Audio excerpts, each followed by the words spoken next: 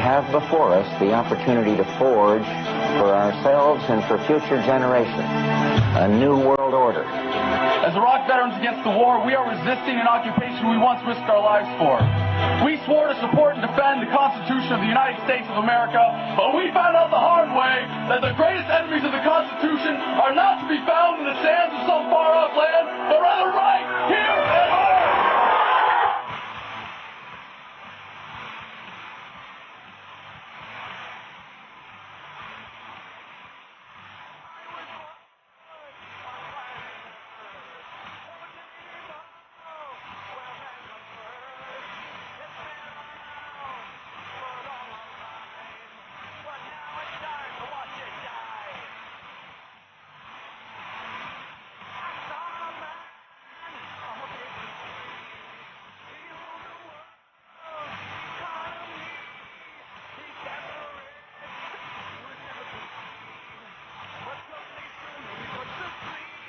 Thank you for joining us. Final segment here this May Day, Friday, 2009, Deadline Live, Jack Blood, AmericanFreedomRadio.com. Get out and tell people about this network. It is really starting to kick some ass.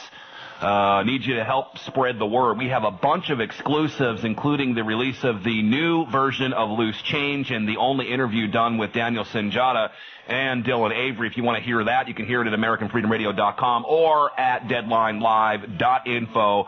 We got a lot of stuff popping and developing here over the weekend. So while I'll be working on my Irish flu here just after the show, I'll be working all weekend as well. That bumper, by the way, Adam Kokesh, Adam is with us on the program today. I want you to know, Adam, we play that every day on the program. It's in regular rotation, so all my guests that we have on the show can hear you say what you just said. Wow, well done. So I'm not paying you, though, for that. Just so you know, my policy as an activist is always to do everything free or at cost. You know, I do a lot of public speaking, on behalf of IBW or for other organizations on other issues. And I do, organizing and some event stuff, and I've been involved with a lot of events for different organizations. And I do graphic design work, the last round of posters or 2 rounds for Restore the Republic. I did those. I'm pretty proud of that. But my policy is always going to do everything for free and just sort of, I get paid for the occasional honorarium, I speak at university, whatever. I've just been blessed to be able to, to eke out a living that way. But, after you fruit dirt enough, standard of living is pretty low, and you can be happy with anything. So. Well, I guess they didn't tell you that. I guess they didn't tell you that you'd be paying me for this interview then. No, just kidding. Brother. We're careful with that. If FEC's listening, I could get in trouble really soon.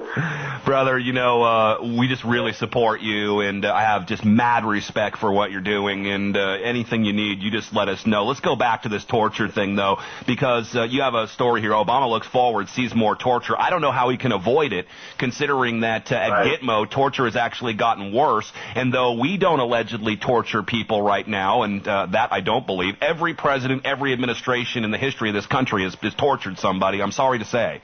Maybe that's just the American Indians, or maybe it's just some dirty Mexicans or something, but we have always used torture. It's just we are better at keeping it a little more quiet than the last administration does, reason why I thought it was kind of a psyop. But it seems to me that Obama simply has just passed the torch. They are training the Iraqi police to do the torturing, but I don't think anybody in Iraq can see past the fact that we are giving the orders, and if they get tortured by an Iraqi policeman or somebody with brown skin, they're not going to not hold us responsible for it, and it's really just a way to kind of get around the ugly face of torture.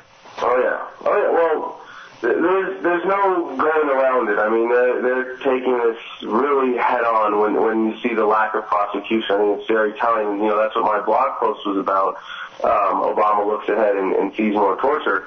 Because if he wasn't planning on continuing the policies, then he would have no problem ordering Eric Holder to simply uphold the basic rule of law. But obviously, we know from, many other things that the rule of law is not really particularly important to that sorry excuse for a constitutional scholar that is our sitting president at the moment.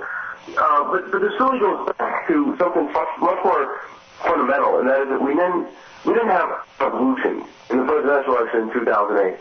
We didn't change anything about what it takes to be elected president in this country.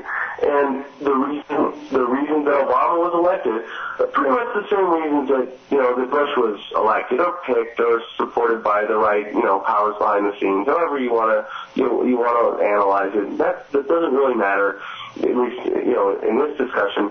But as soon as the night after the election, they had him getting all the presidential briefings on national security issues, which basically meant that they took the entire intelligence apparatus and put it into, frightening him into supporting all of the, just to be inclusive, heavy-handed security policies that our country is engaged in.